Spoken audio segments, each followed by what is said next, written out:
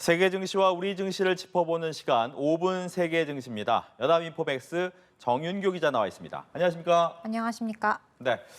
오늘 우리 증시 다시 하락 전환했군요. 네, 그렇습니다. 오늘 코스피는 미국 FOMC 회의를 앞두고 2,340대로 밀렸습니다. 코스피는 전장 대비 0.87% 내린 2,347.21에, 코스닥은 전장보다 0.72% 빠진 754.89에 장을 마쳤습니다. 먼저 간밤 미국에서 국채금리가 치솟고 증시가 하락한 점이 우리 코스피에 하방 압력을 가했고요. 오늘 발표된 무역수지 적자도 부정적인 영향을 미쳤습니다. 관세청에 따르면 이달 1일부터 20일까지 수출액은 1년 전보다 8.7% 줄어든 330억 달러를 기록했고요.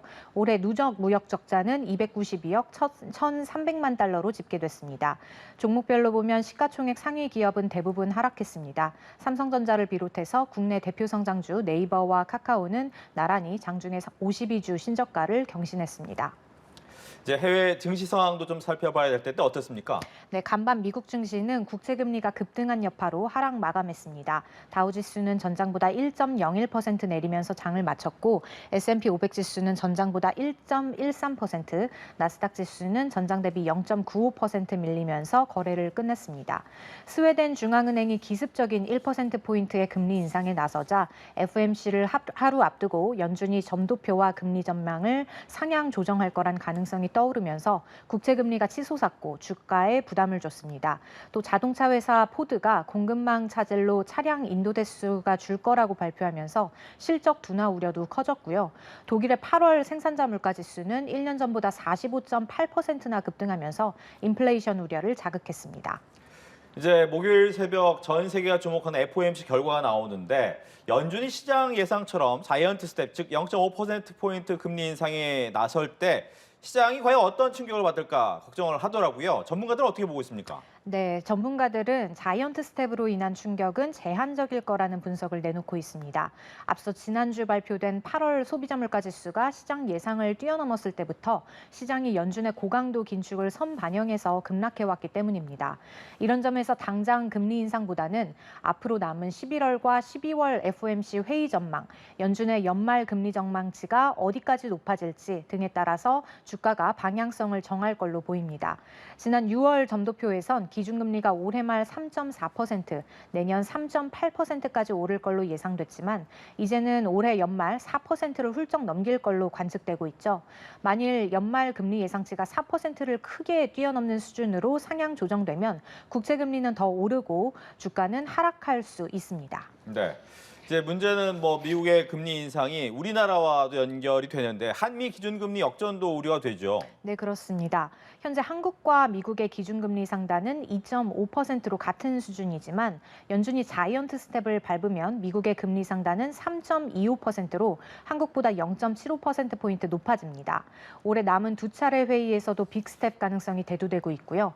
반면 한국은행은 앞으로 0.25%포인트씩 금리 인상을 예고했죠.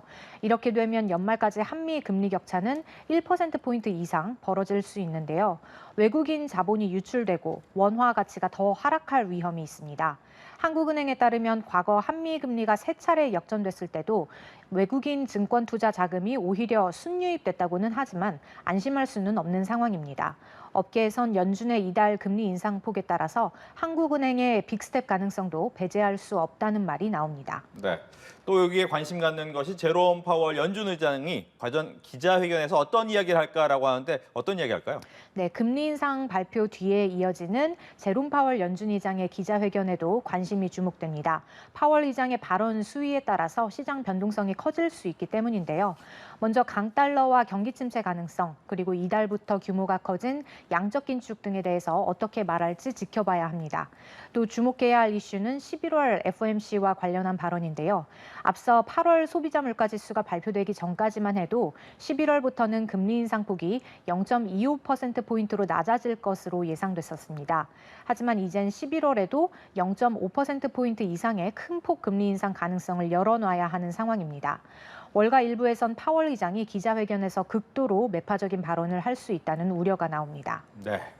마지막으로는 내일 증시 전망 그리고 주요 일정도 정리해 주시죠. 네, 오늘 아시아 시장에서 미국 주가지수 선물은 FOMC 회의를 대기하면서 상승 출발했지만 하락 전환했습니다. 주가 향방은 이번 FOMC 회의 결과와 파월 의장 발언에 달려 있고요. 다가올 새벽 미국의 FOMC 회의 결과와 파월 의장의 기자회견이 가장 중요하지만 이외에도 예정된 이벤트가 많습니다. 내일은 일본과 대만, 필리핀 등이 기준금리 결정에 나서고요. 유럽에선 유럽중앙은행이 경제 보고서를 내놓습니다. 한편 블라디미르 푸틴 러시아 대통령이 우크라이나 전쟁과 관련해 군 동원령을 발동했다는 소식도 주목하셔야겠습니다. 네, 지금까지 5분 세계 증시였습니다. 정윤교 기자 오늘 잘 들었습니다. 감사합니다.